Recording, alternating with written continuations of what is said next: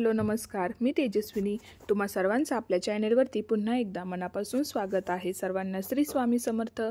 I hope की तुम्ही सगळेजण मस्त आणि मजेत असाल. स्वामी महाराज तुम्हा सर्वांच्या मनातल्या चांगल्या इच्छा पूर्ण करू देत. तर आजचा हा जो व्हिडिओ आहे तर तो शेवटपर्यंत नक्की कंटिन्यू करा आणि व्हिडिओ तुम्हाला कसा वाटला ते सुद्धा कमेंट करून मला नक्कीच सांगा.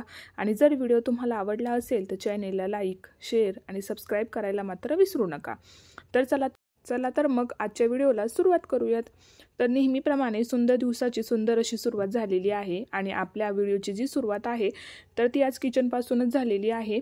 तर आज सकाळी जेवणामध्ये मी इथे वांग्याची जी भाजी असते तर ती बनवायला घेतलेली होती. आता वांग्याची रस्सा भाजीच मी बनवणार होते. तर त्यासाठी मग इथे वाटण वगैरे जे आहे तर ते सुद्धा मी काढून ठेवलेलं आहे. आणि चपात्या वगैरे ज्या आहेत तर त्या माझ्या झालेल्या होत्या करायच्या. जीविकाचा जो टिफिन होता तर तो सुद्धा मी तिला बनवून दिला आणि मग ती स्कूलला गेल्यानंतर मग म्हटलं इथे भाजी जी आहे तर ती बनवायला घेऊयात. कारण की सकाळी कसं तिचा जो टिफिन असतो तर तो वेगळा असतो आणि मग तिच्या टिफिनसाठी दररोज काही ना काहीतरी वेगळ्या भाज्या ज्या आहेत तर त्या बनवून द्याव्या लागतात. जसं त्यांचं टाइम टेबल असेल त्यानुसार तिला ज्या आहेत तर ते टिफिन रेडी करून द्यावे लागतात. आणि 2 टिफिन असतात त्याच्यामुळे मग एकामध्ये फ्रूट्स वगैरे द्यावे लागतात किंवा ड्रायफ्रूट्स वगैरे द्यावे लागतात आणि दुसऱ्या टिफिनमध्ये मग भाजी चपाती जी आहे ती बनवून द्यावी लागते. तर मग आधी तिचा टिफिन वगैरे रेडी करून दिला, तिचं सगळं व्यवस्थित असं आवरून दिलं आणि त्यानंतर मग म्हटलं चला आपली जी कामं आहेत तर ती करायला घेऊयात. आता इथे पातेल्यामध्ये थोडंसं जे दूध होतं तर ते शिल्लक होतं म्हणून मग मी काय केलं ते दुसऱ्या पातेल्यामध्ये टाकून घेतलं जेणेकरून ते जे पातेलं आहे तर ते घासून होईल. नाहीतर मग काय होतं ओट्यावरती सगळीच भांडी वगैरे जे आहेत तर ती जास्त पडतात आणि मग ते दिसताना सुद्धा ओटा जो आहे तो पूर्ण भरत्या सारखा दिसतो. तर त्याच्यामुळे मग थोडंसं मोकळं असं सुटसुटीत किचन जर आपलं असेल ना बघा तर ते दिसताना छान दिसतं. म्हणून मग आधी सगळं जी काही भांडी वगैरे होती ती सगळी रिकामी करून घेतली. रात्रीचं जरी थोडंफार काही शिल्लक वगैरे राहिलेलं असेल तर ते सुद्धा मी सकाळी लगेचच रिकामं जी आहे ती भांडी वगैरे करून ठेवते जेणेकरून भांडी वगैरे सगळी आपली क्लीन होतात आणि किचनवरती मग माशा, चिलटं किंवा झुरळं, मुंग्या असं जे आहे ना तर ते काहीच होत नाही. तर आता म्हटलं चला जोपर्यंत आपली भाजी होती तर म्हटलं चला तोपर्यंत आपली बाहेरची हॉलची जी काही क्लिनिंग आहे तर ती आवरून घ्यावी. आता क्लिनिंग अशी फारशी काही नसते बघा, रोजच आपलं काही ना काहीतरी जे आहे तर ते आपल्याला क्लीन करावंच लागतं. म्हणजे आपण कितीही रोजच्या रोज क्लीन ठेवण्याचा प्रयत्न जरी केला ना तरी सुद्धा काही ना काहीतरी असतं जे की आपल्याला क्लीन करण्यासाठी दिवस काही आपल्याला पुरत नाही.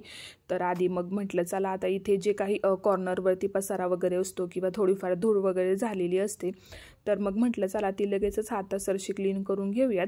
आणि मग कसं लगेचच थोडं जर असेल ना तर काम पटकन आवरून होतं आणि एकदमच जास्त जर पसारा झाला तर मग ते आवरता आपल्याच नाकी नऊ येतात. त्याच्यामुळे मग जसं जमेल तसं ते सगळं जे आहे तर ते मी रोजच्या रोज क्लीन करून ठेवण्याचा प्रयत्न करत असते जेणेकरून घरामध्ये धूळ म्हणा किंवा जाळ्या वगैरे म्हणा जास्त होत नाहीत. तर आता इथे या कोपऱ्यावरती बघा आम्ही होम थिएटर जे म्हणतो ना आपण साऊंडचे असतात बघा तर त्याच्यासाठी इथे पॉईंट काढून ठेवलेला आहे आणि त्याच वायरी ज्या आहेत तर त्या इथे आहेत. आता ते कधी घेईल तेव्हा घेईल पण आधीच आम्ही जे आहे ना तर ते असे पॉईंट वगैरे काढून ठेवलेले आहेत जेणेकरून भविष्यात जरी आपण एखादी गोष्ट घेतली तरी सुद्धा मग पुन्हा ते जॉईन करण्यासाठी तोडफोड जी आहे तर ती करावी लागत नाही. तर अशा बऱ्याच गोष्टी ज्या आहेत त्या आम्ही आधीच करून घेतलेल्या होत्या ज्यावेळेस घर बनवायला सुरुवात केली होती त्यावेळेसच.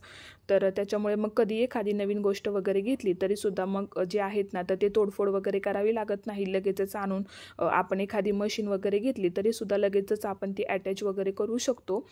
तर मग आता इथे पेटी जी होती ना तर ती आमच्या ज्या आई आहेत तर त्याच पेटी वाजवतात आणि त्यांच्यासोबत जीविकासुद्धा वाजवते. तर मग आता तीच इथे मी त्या कवरमध्ये भरून ठेवलेली आहे जेणेकरून मग ती जी आहे ना तर ती स्वच्छ राहते, धूळ वगैरे त्याच्यावर अजिबात बसत नाही. आणि आदल्या दिवशी दोघींचं चाललेलं होतं वाजवणं तर त्याच्यामुळे मग म्हटलं चला आता ते भरून ठेवूयात. आता इथे स्टडी टेबल जो आहे जीविकाचा तर तो तिला अभ्यासासाठी लागतो तर त्याच्यामुळे तो इथेच ठेवलेला आहे हॉलमध्ये. आणि मग त्याच्या इथे सुद्धा थोडाफार कचरा साचलेला होता तो सुद्धा क्लीन करून घेतला. आणि मग म्हटलं जे काही एक्स्ट्राचं वगैरे असेल तर ते सगळं मी क्लीन करायला घेतलं.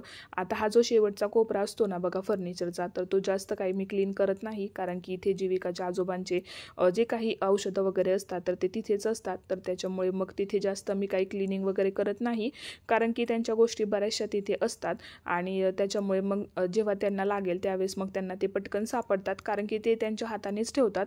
आणि मग परत जर आपण तिथे सगळंच सगळंच क्लीन करायला मग सगळ्याच गोष्टी ज्या आहेत तर त्या इकडे तिकडे ठेवून दिल्या तर मग त्यांना ते सापडत नाहीत आणि मग आपल्याला सुद्धा कधी लक्षात नाही आलं तर मग ते तसंच राहून जातं.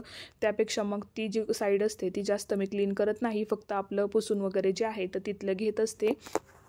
आता या बॉक्समध्ये ना बघा फर्निचरचा हा जो कप्पा आहे ना तर तो बराचसा मोठा आहे आणि जीविकाचे सगळे खेळणी वगैरे जे आहेत ना तर ते मी इथेच ठेवलेले होते आणि उन्हाळ्याच्या सुट्ट्यांमध्ये भरपूर अशी खेळणी जी आहेत ना तर ती तिने गोळा करून ठेवलेली होती आणि आता शाळा चालू झाली की मग सगळं जे आहे तर ते इथेच मी भरून ठेवलेलं होतं.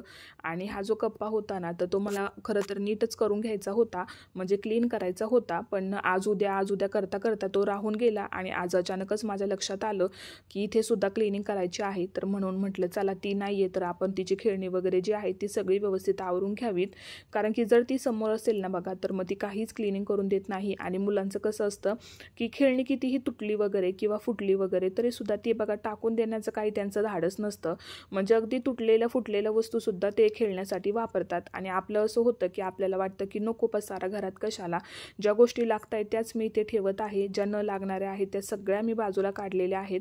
आणि आता ना याच्यासाठी मी स्वतःला प्रिपेअरसुद्धा करून घेतलेला आहे, कारण की आता ती घरी आली आणि जर तिला याच्यातल्या बऱ्याचशा गोष्टी नाही दिसल्या तर ती घरामध्ये खूपच गोंधळ घालणार हे मला माहीत आहे.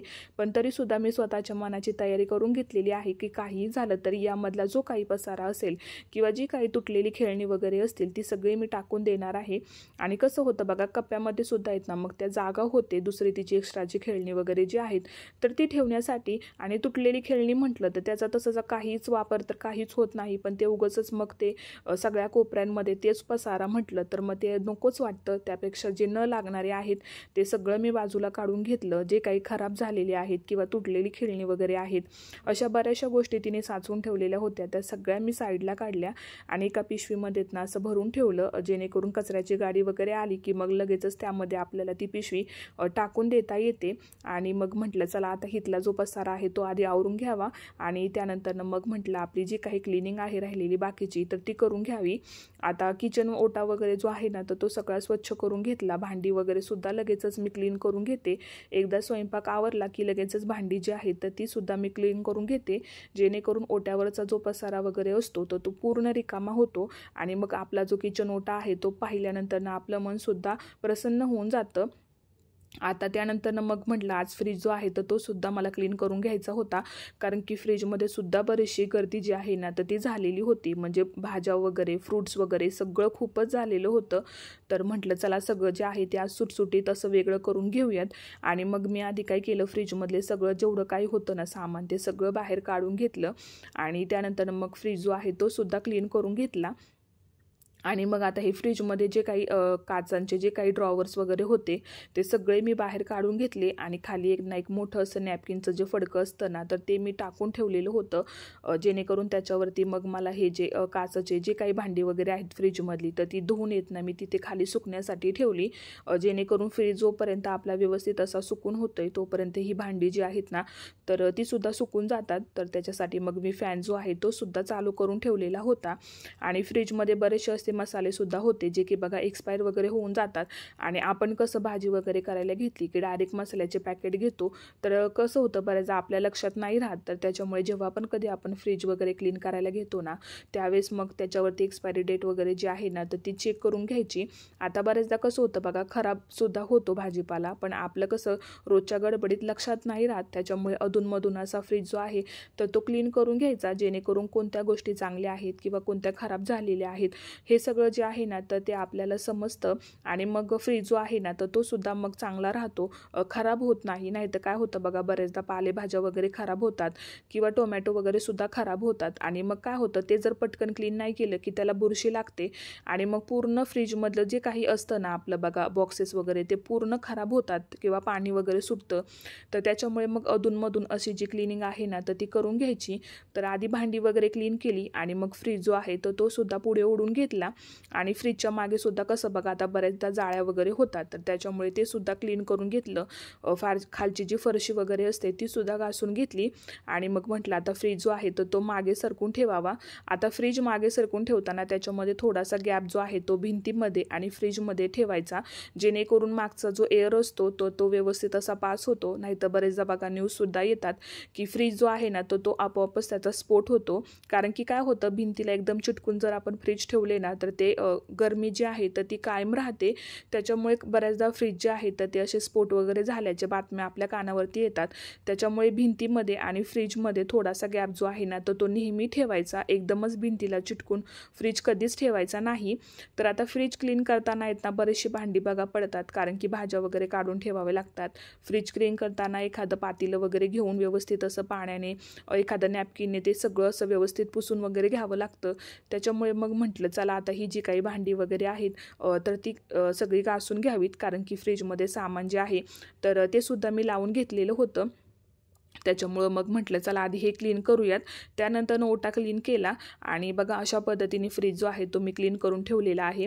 आता इथे वरच्या कप्प्यात पनीर आहे, त्याच्यानंतर थोडीफार आईस्क्रीम आहेत. आता मला तूप करायचं होतं तर त्याच्यासाठी मी इथे बर्फसुद्धा ठेवलेला आहे.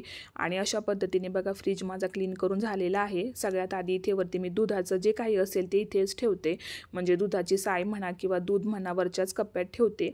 आणि त्यानंतर मग त्याच्या खालच्या कप्प्यामध्ये इथेच ना एका बॉक्समध्ये आलं जे आहे ना तर ते मी भरून ठेवलेलं आहे. मागच्या साईडला थोडेसे फ्रूट्स आहेत आणि कढीपत्ता आहे जो एका कॅरी बॅगमध्ये मी बांधून ठेवलेला आहे. थोडेसे टोमॅटो वगैरे आहेत आणि बीटरूट जो आहे तो एकच राहिलेला होता. त्याच्या खालच्या कप्प्यामध्ये इथे डाळिंब ठेवलेले आहेत, त्याच्यानंतर सफरचंद आहे, गाजर आहे आणि हे जे बॉक्सेस आहेत यामध्ये कोथिंबीर, मोसंबी, तर त्यानंतर मटकी आणलेली होती आणि ढोबळी मिरची, असं सगळं जे काही भाजीपाला असतो तर तो सगळा या बॉक्समध्ये ठेवलेला आहे. आणि सगळ्यात शेवटी आपले व्हेजिटेबल्स वगैरे असतात तर ते ठेवलेले आहेत. आणि साईडच्या कप्प्यामध्ये मग थोडेसे मसाले वगैरे जे आहेत तर ते सुद्धा ठेवलेले होते. आता मग सगळी घरातली कामं आवरली. मग म्हटलं चला आपलं अंगण वगैरे जे आहे ते झाडून वगैरे घेऊयात. आता कितीही झाडलं तरी सुद्धा झाडांचा पाला जो आहे ना तो पूर्ण कंपाऊंडमध्ये पसरतो, पण क्लिनिंग केल्याशिवाय तर काही पर्याय नसतो. जर आपल्याला आपलं घर स्वच्छ ठेवायचं असेल, अंगण स्वच्छ ठेवायचं असेल तर क्लिनिंग हा एकच ऑप्शन असतो. तर त्यामुळे मग म्हटलं चला आता सगळी कामं आवरलेली आहेत तर आता कंपाऊंड जे आहे ते स्वच्छ झाडून घेऊयात.